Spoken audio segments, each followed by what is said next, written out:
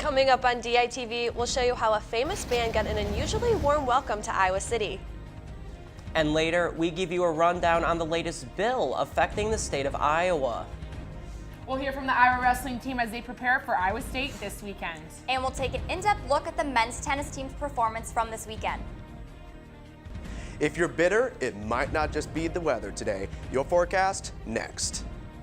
All that and more coming right up on this Wednesday morning edition of DITV. From the Old Capitol to Kinnick, it all starts now.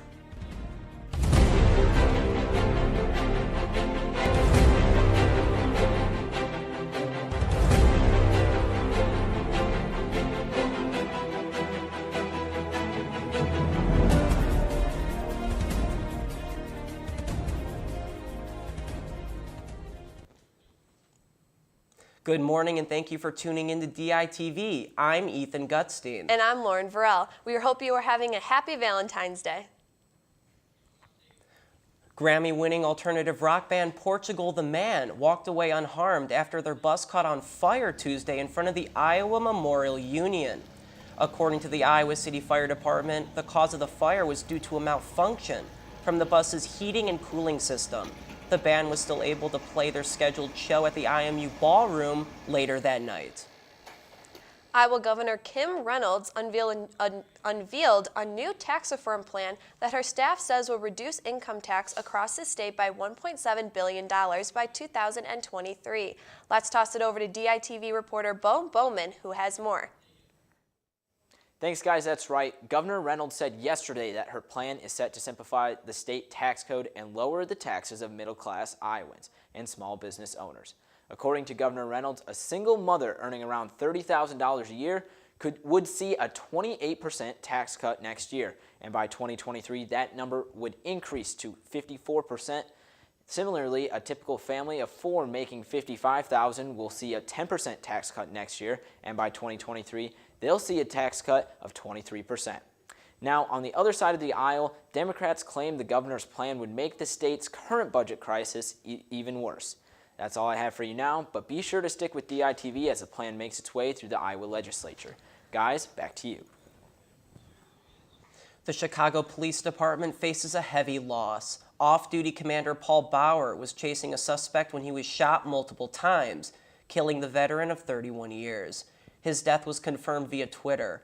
A person of interest has been apprehended, though no identification has been given since no charges have been officially made. We have an update on the Iowa City auto shop owner accused of harassment. Chad Cermak of Cermak Automotive was arrested on January 8th after a potential client claimed that he was badgered over his religion, asking him if him and his companion were terrorists and if they were wearing bomb vests. As of Tuesday evening, he has been sentenced to probation after claiming that while he did not admit to the charges, the state could prove the charge. The probation was slated to last for 6 months.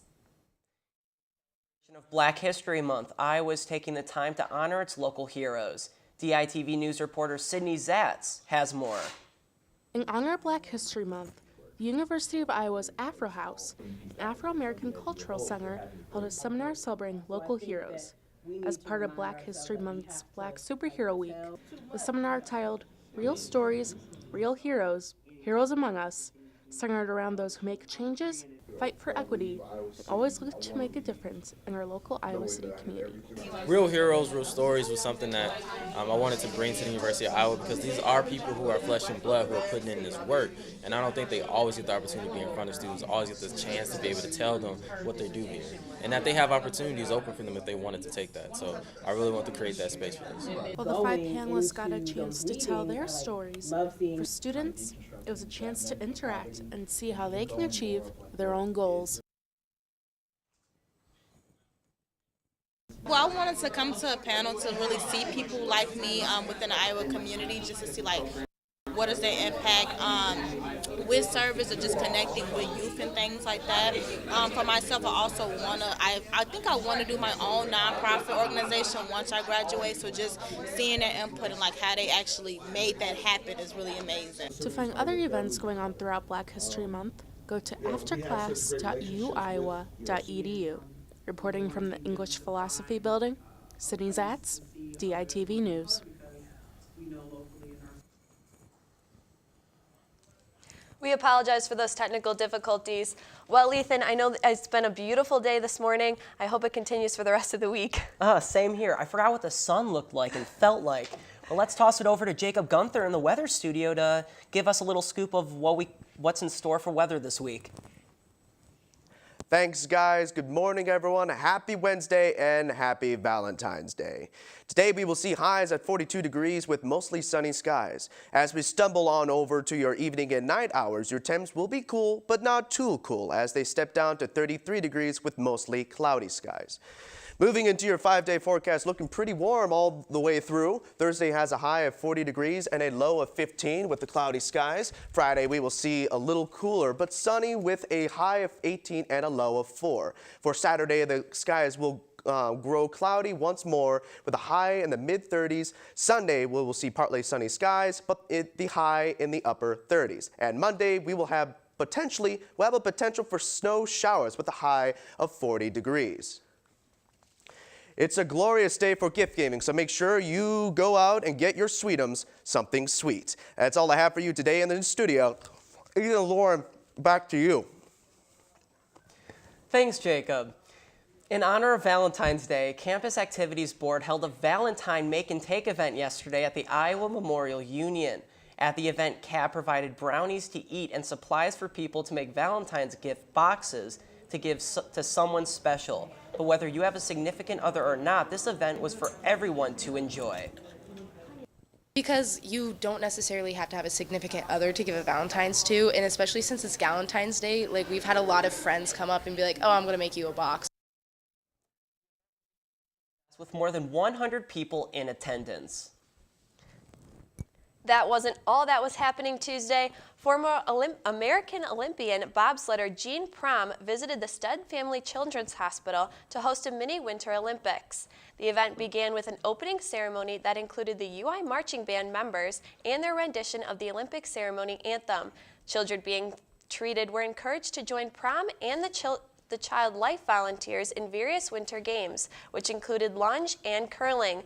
Prom spoke to the Daily Iowan on the day, stating, quote, I feel like one of the greatest things past Olympians can do is share their stories and their journey and spread some of the excitement that the Olympics bring every 4 years, end quote.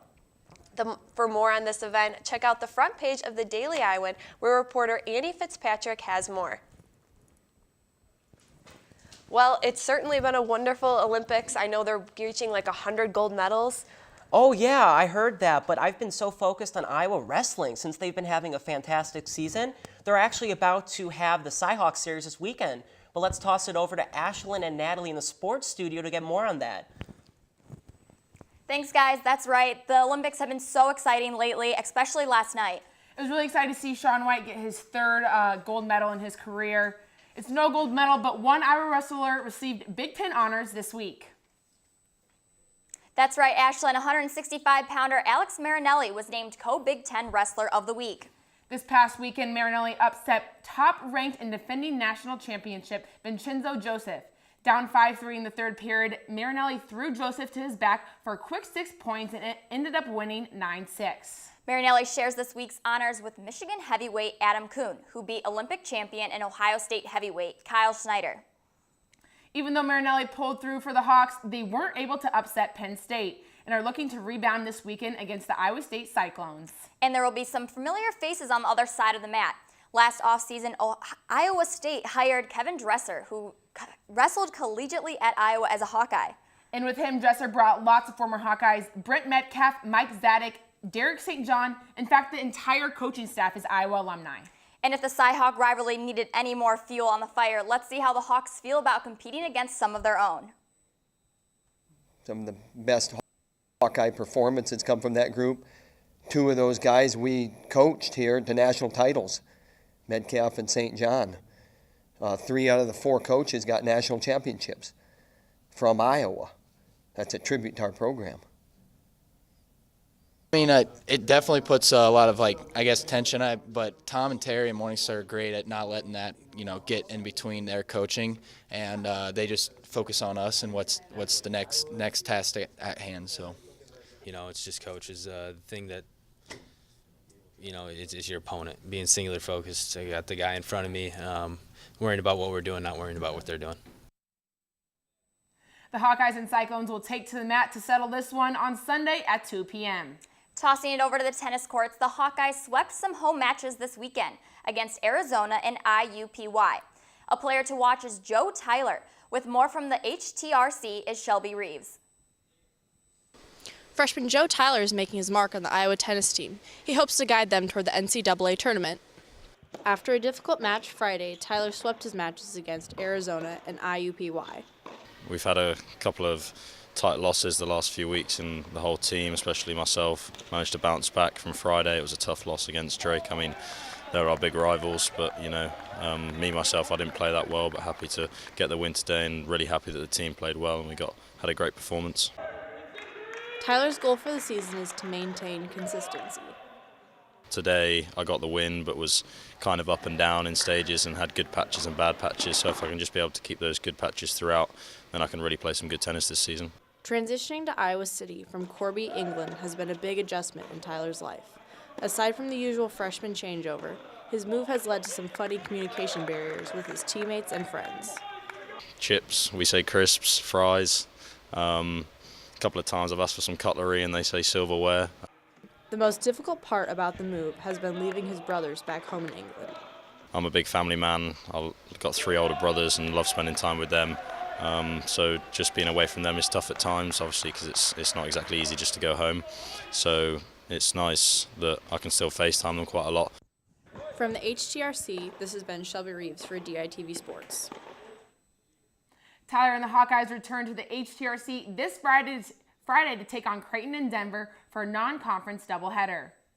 Finally, before we go, the National Football Foundation Gridiron Club of Dallas chapter announced that former Iowa head coach Hayden Fry will receive the chapter's 2018 Legends Award. The Legends Award is presented to a former athletic director or coach who has made a significant contribution to the game of football. Before his 20-year stint as head coach at Iowa, Fry coached in the state of Texas for 17 years at SMU and North Texas. Over his 37-year career, Fry won 5 conference titles, including 3 Big Ten titles at Iowa.